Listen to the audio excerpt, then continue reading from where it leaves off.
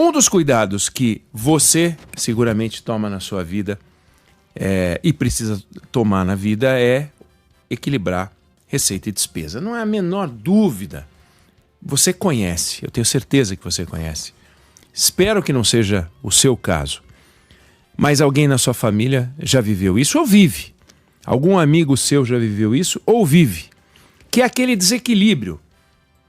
Ele vai tocando a vida do jeito que dá e rola um pouquinho no cartão, rola um negócio qualquer, divide em 6 vezes algo que em 6 vezes ele não tem como pagar, mas aí ele fala, depois eu vejo como eu faço, e vai enrolando, vai vivendo, e quando vê aquele grau de endividamento elevado que provoca a versão ruim do endividamento, que é a inadimplência, e a situação vai se complicando.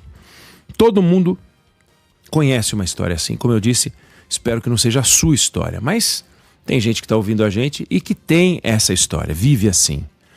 Um dos casos mais famosos de desequilíbrio, que ficou famoso porque era muito rico, foi muito conhecido, era o Jorginho Guinle. Jorginho Guinle, uma das figuras mais interessantes da história do Rio de Janeiro.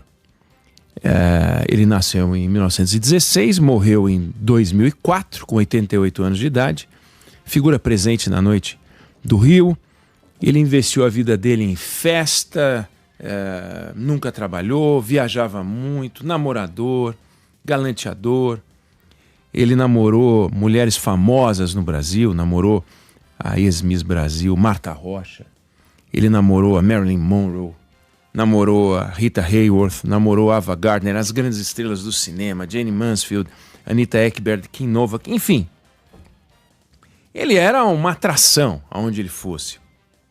A família dele fez fortuna no final do século XIX, continuou com a fortuna no século XX. Foi o avô dele que fez tudo surgir, começou com armazém, depois ele começou a mexer com estrada, ferrovia, setor imobiliário. A família era dona só do Copacabana Palace. Era uma figura incrível. E aí ele herdou alguma coisa em dinheiro de hoje como $500 bilhão. Multiplica isso por 5, 6... Você tem uma ideia do dinheiro que esse homem tinha, 3 bilhões de reais. E ele nunca trabalhou, formalmente ele nunca trabalhou.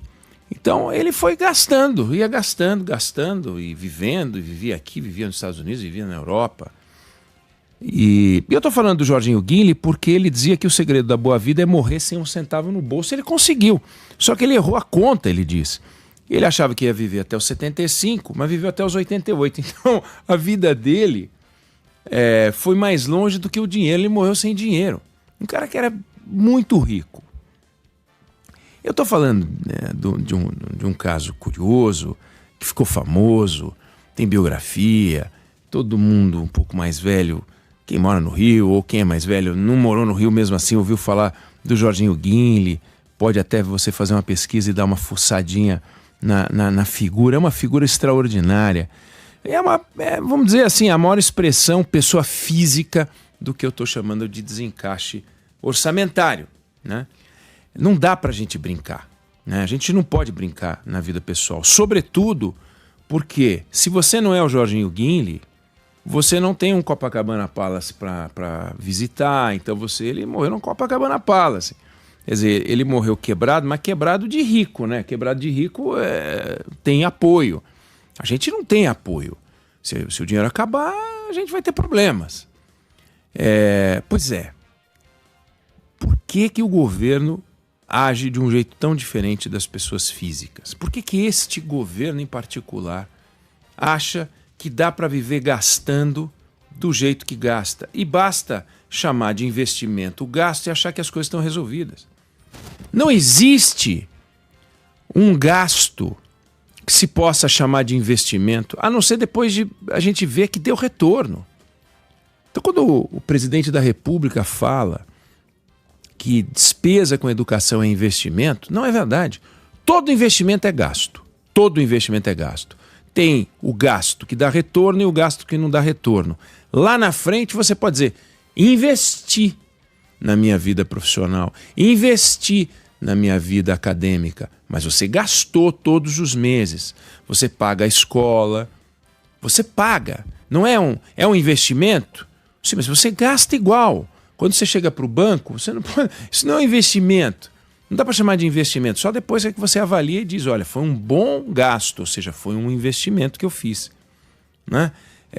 Existe uma diferença entre comprar um carro e pagar uma faculdade. Óbvio, você ao final de uma faculdade paga um carro, mas o carro deprecia, aquele conhecimento vai ficar para sempre com você, mas os dois geram o mesmo tipo de desembolso. Todo mês, se você estiver pagando um carro a prazo à escola, você está pagando lá um dinheiro, 2, 3, 4, não sei quanto custa a faculdade de um ou de outro, 1.000, mas se você quiser comprar um carro, você também vai pagar 1.000, 2.000, não sei, mas ao final do pagamento do carro, em 36 meses, 48 meses, você torrou um dinheiro que depois quando você vai não tem o retorno, ok, mas o desembolso no mês você precisa ter os 1.000, os 2.000 para pagar a faculdade, precisa ter os 1.000, os 2.000 para pagar o carro, dá na mesma, é uma questão de escolha. E se quiser os dois, precisa ter 4.000, não tem alternativa. Aí quando você pega o governo, a forma como ele está lidando com a gestão dos gastos, ele deve estar brincando. Não é possível. É uma possibilidade ele estar brincando, vai. Pode ser que ele não acredite na necessidade do investimento, do equilíbrio. Pode ser que ele não acredite. Não, eu não preciso fazer o equilíbrio. Eu posso tocar as coisas porque, de um jeito ou outro, ao final tudo dá certo. A gente não sobreviveu aos anos de 2015 e 2016, a ruína do Brasil nas mãos da pior presidente que o Brasil já teve. Alguém vai dizer, puxa, quando você fala a pior presidente que o Brasil já teve, é complicado, porque elogiar ou criticar a única presidente que o Brasil já teve, você chamar de melhor ou pior, dá na mesma, porque só teve ela. Não. Ela é a pior presidente, é a pior presidência que o Brasil já teve, seguramente. 2015, 2016, ela arruinou o Brasil. E a gente não sobreviveu? Nós não estamos aí? Então, puxa, se deu para sobreviver a 2015, 2016... Por que não a gente pode fazer aquilo de ficar gastando, quebrando a Petrobras, quebrando o setor elétrico? Né? Tudo bem, a gente vai sair lá na frente. Né? A Europa não sobreviveu à guerra, né? Os países não sobrevivem a grandes quebras monumentais, os Estados Unidos a 2008. Por que a gente não vai sobreviver? Né? Você teve 1929, por que não vai dar? Né? Talvez seja isso. Ou seja, uma profunda desinformação, um profundo descompromisso de repente. Eu não tenho compromisso nenhum com o Brasil. Eu só quero saber da eleição do ano que vem. Depois eu vejo. Será que é isso? Eu não sei qual é o motivo, mas as distorções são absurdas. E você pode ter distorção no gasto e você pode ter distorção na receita. Distorção na receita é fácil de identificar. Né? Você tem um país que está arrecadando pouco. Aí você fala, nós estamos com um problema.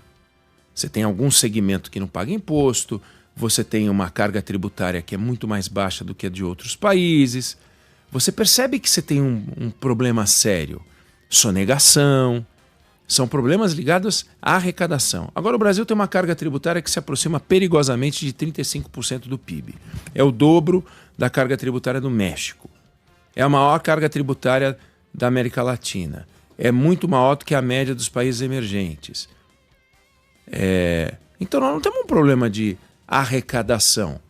Não dá para arrecadar mais, não dá para querer arrecadar mais, não dá para tirar mais da sociedade aquilo que a sociedade não tem para dar.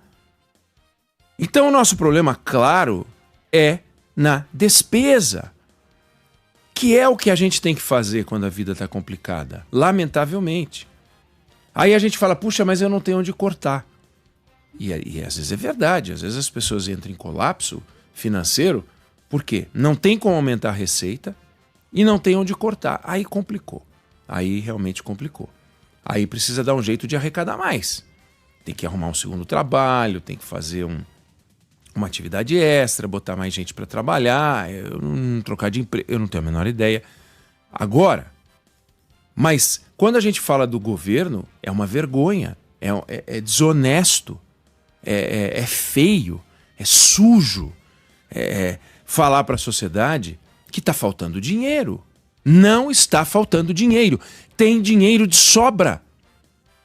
O Estado brasileiro arrecada muito dinheiro, muito dinheiro. O sacrifício que a sociedade faz é descomunal. É desonesto falar que falta dinheiro. É muita cara de pau do governo querer convencer a sociedade a dar mais dinheiro para esse Estado.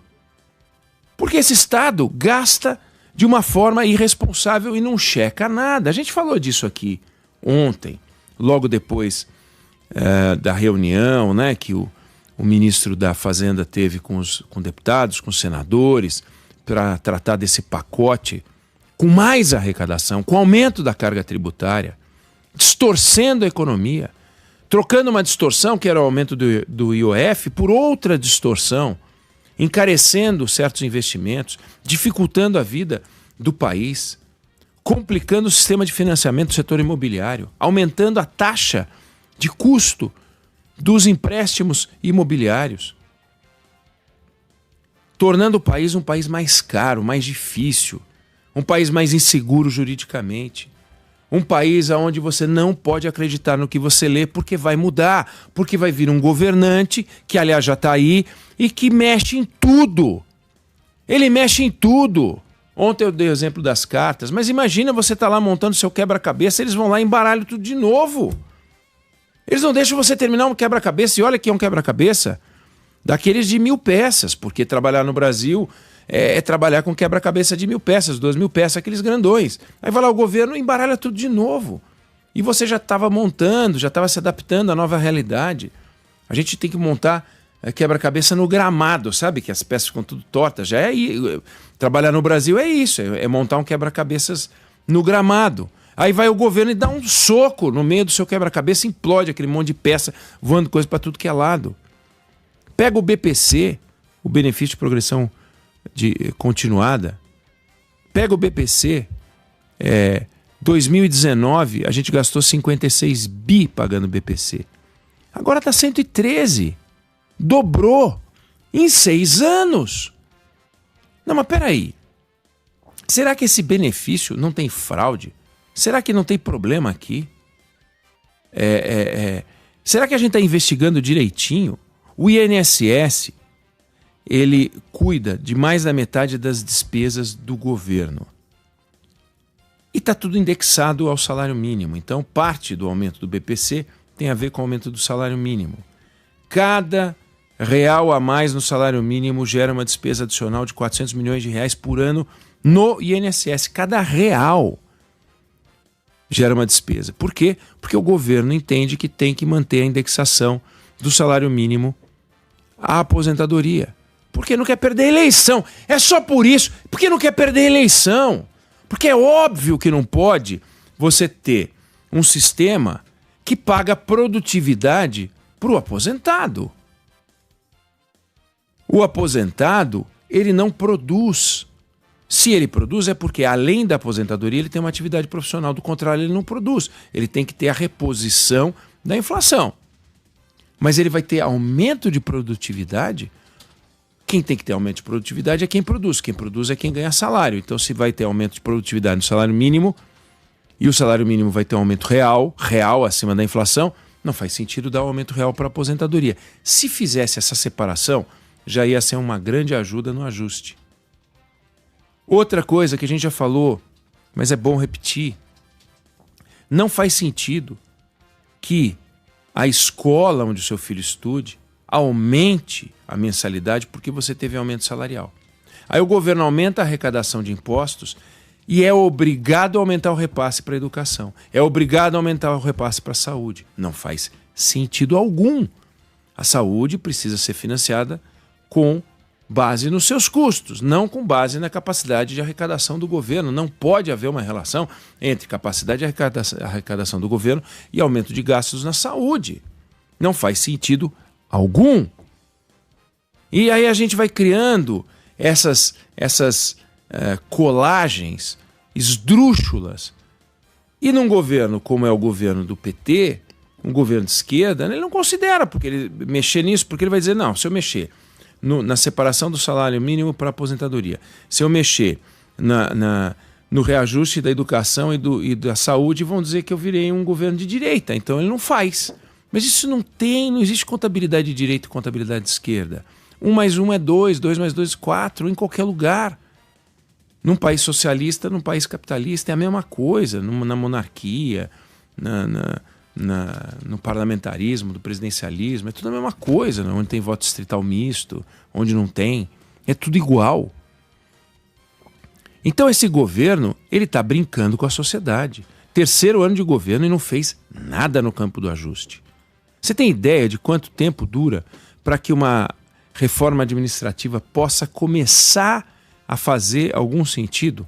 No mínimo 2 anos. Então, se tivesse feito em 2023, no começo do ano que vem, passaria 2023 inteiro, 2024, 2025, meados, vai. Agora a gente estaria começando a colher as primeiras, mas a partir do ano que vem, essa que é a verdade, é que a gente estaria vendo os efeitos da reforma administrativa, que esse governo se recusou a fazer. Como, aliás, não fez nada. A reforma tributária, cadê? Uma transformação incrível. É boa, é bom fazer reforma tributária, mas cadê as transformações do Estado brasileiro? A reforma tributária mexe na estrutura de arrecadação do governo, não mexe na estrutura de gastos do governo. Aí teria que fazer uma reforma fiscal. E o governo fez reforma fiscal? Não. Fez ajuste fiscal? Não. Foi olhar os gastos? Não. Foi fazer reforma administrativa? Não. O que o governo faz de vez em quando é segurar aqui, corta aqui, segura um orçamento de um ou de outro por algum tempo, mas tudo conjuntural, não tem uma coisa estrutural. É um governo disfuncional. Esse governo disfuncional é um governo atrapalhado. E eu não estou dizendo que é mal intencionado, mas é atrapalhado. Então, fica criando benefícios, o Estado, na mão desse governo, vai gastando primeiro, depois vê como é que paga. E aí não paga. E aí, para pagar, precisa arrancar mais dinheiro da sociedade. Não falta dinheiro num país que arrecada 35% do PIB em impostos. Não falta dinheiro. Dinheiro tem de sobra. Falta competência, falta talento, falta manejo, falta compromisso com a cidadania, falta cuidado pela coisa pública, falta respeito, reverência. É isso que falta. Serviço público. Falta para esse governo a ideia de que ele presta um serviço público. A ideia de que ele tem que fazer uma avaliação da estrutura de custos no detalhe, coisa que não acontece. Isso ficou claro com esse pacote do Fernando Haddad. Outras coisas ficaram claras. Ficou claro que ele não tem mais nenhuma liderança. Ficou claro que na estrutura do governo já tem gente querendo que ele vá embora. Começa a ficar claro que talvez seja o caso de uma renovação, porque ele perdeu uma capacidade de interlocução muito grande. Gilberto Kassab havia dito isso. Parou de dizer em respeito a Fernando Haddad. Mas é evidente que o Fernando Haddad foi perdendo credibilidade. Por quê? Porque ele não tem compromisso com o Brasil? Não, porque ele foi tão desacreditado pelo governo e desautorizado pelo governo, a ponto do presidente da República, dando uma entrevista, sugere que tudo que foi feito com o IOF, todas as discussões, não passaram pelo governo, eram coisas do Haddad, que voluntariamente falou alguma coisa sobre os impostos, o IOF e tal. Jogou no colo do ministro da Fazenda. Fazer o quê? O ministro da Fazenda vai desautorizar o presidente, vai desmentir o presidente da República? Não dá, aí tem que ir embora, se fizer um negócio desse. Agora, quando o presidente da República acha que para ganhar a eleição ele tem que parar de governar e só gastar, eu vou melhorar e baratear a luz, eu vou aumentar o financiamento, vou ampliar benefícios. Num país que tem um monte de necessidades, todos os benefícios são bem-vindos. Quem é que vai achar que não é pertinente? Agora, do ponto de vista fiscal, não dá. Não dá. Não dá. Também seria bárbaro se você pudesse matricular seus filhos não num curso só de idiomas, mas em 2, em 3 cursos de idiomas, né? Pudesse ensinar ele a jogar mais de um esporte, pudesse matricular ele em mais de uma arte marcial, pudesse ele ter aula de canto, de sapateado, pudesse ter aula com a Débora Alfano para aprender a falar com clareza. Os cursos dela são todos muito interessantes, mas é aquilo, não dá para você fazer tudo. né? E o governo quer fazer tudo. Por quê? Porque de 2026 tem reeleição. E como a imagem do governo não está boa, como a reputação do presidente não está boa, porque como as pessoas demonstram cansaço, como é que eu faço para que as pessoas não fiquem cansadas de mim? E não dá para cobrar do secretário de comunicação, do Sidônio, que ele tire um coelho da cartola. Não dá para inventar mágica. É um problema de comunicação? Não é problema de comunicação coisa nenhuma. As pessoas estão vendo que o governo não está governando, que o governo está largado. E aí fica um péssimo sinal, uma péssima sinalização que precisa ser, de alguma maneira, contornada. Como? Aí acha que é para gastar mais. Então, já que eu estou fazendo errado, vamos dobrar a aposta no erro? Essa é a lógica desse governo. Eu não sei se você concorda, não sei se você discorda, mas essa é a opinião que eu tenho sobre o assunto.